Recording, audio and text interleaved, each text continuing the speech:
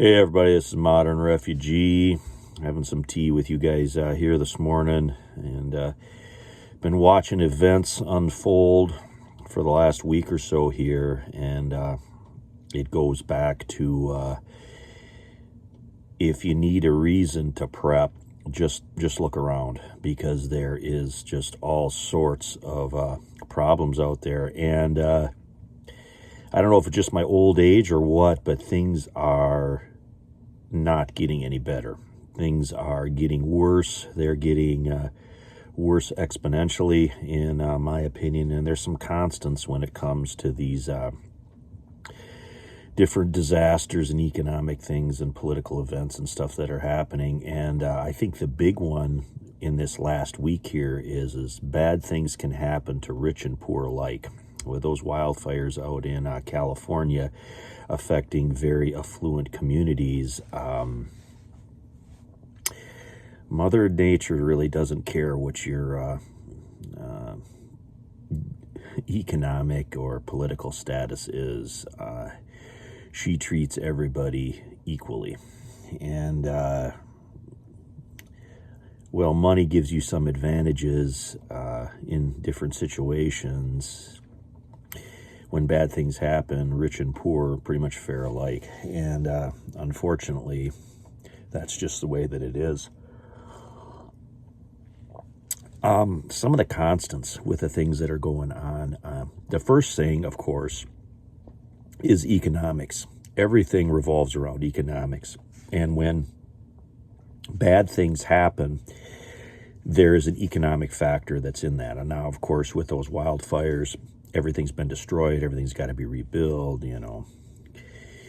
Some people, I'm sure, weren't insured. Some people have enough money to, go someplace else. But there are, economic problems when there's any disaster like this. And, I remember seeing pictures 10 years after Katrina went through New Orleans. Entire neighborhoods weren't rebuilt. They just weren't, because there was no, financing there to do it. They were poorer communities to begin with. Now, what's going to happen out here in California, I don't know yet, because the fires are still raging. We don't even know the extent of the damage on that yet. But, when bad things happen, people move. And that migration of people is something that, again, is a constant when bad things happen. Whether it's economics, economics, you look at the Depression, the Dust Bowl, people from Oklahoma moved to California to look for work and stuff like that. So when there's economic problems, people move.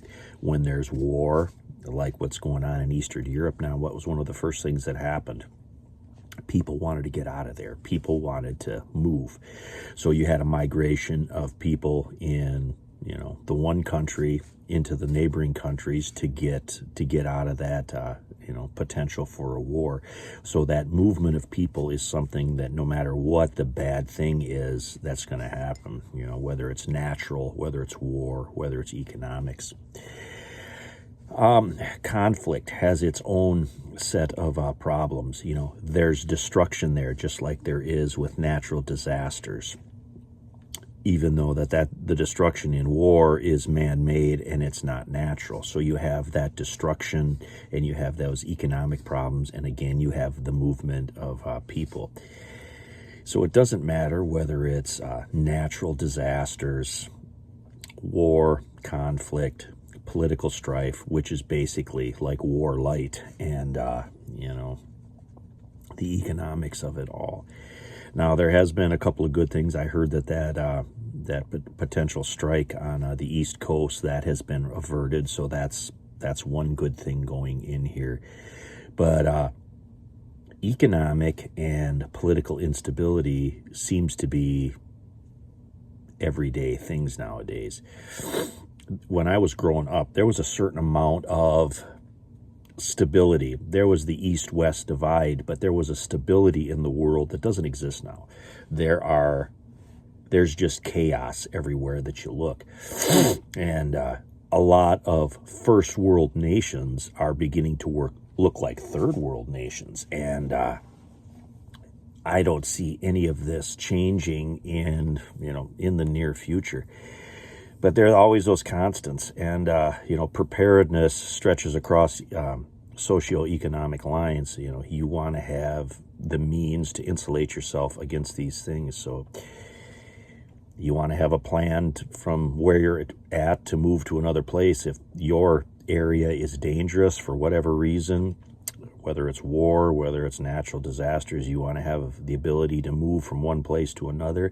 You also want to have the ability to hunker down if other places aren't safe, where you got a little bit of a refuge. And for most people, this is what most preppers do. Most preppers are bug-in preppers, where they have a little bit of extra stuff at their place and they can wait out the storm, so to speak. And that works in a lot of situations, but not in every situation. So you have to keep a certain amount of an open mind when it comes to preparedness, because preparedness can look different depending on the situation. You look at the people in North Carolina and in California now, preparedness for them would have been, a little place, some other place from where they were at, because everything they had there was destroyed.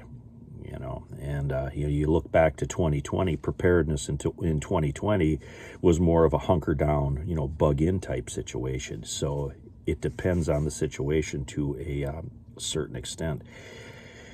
So keep those things in mind. I just wanted to have this little chat with you guys here today and kind of, discuss my thoughts on the things that have been going on. And it truly is tragic. And I don't see things getting any better. And like I said, maybe it's my old age creeping up on me here, but I don't see where things are ever going to get any better in the remainder of my life. But I hate to be a Debbie Downer, but that's just the way I look at things. But anyways, Modern Refugee. Appreciate all you guys out there. Hope you guys always get something out of watching my videos. Some little tip or some little thing that might help you out down the road, just covering preparedness from my point of view. You guys have a good one.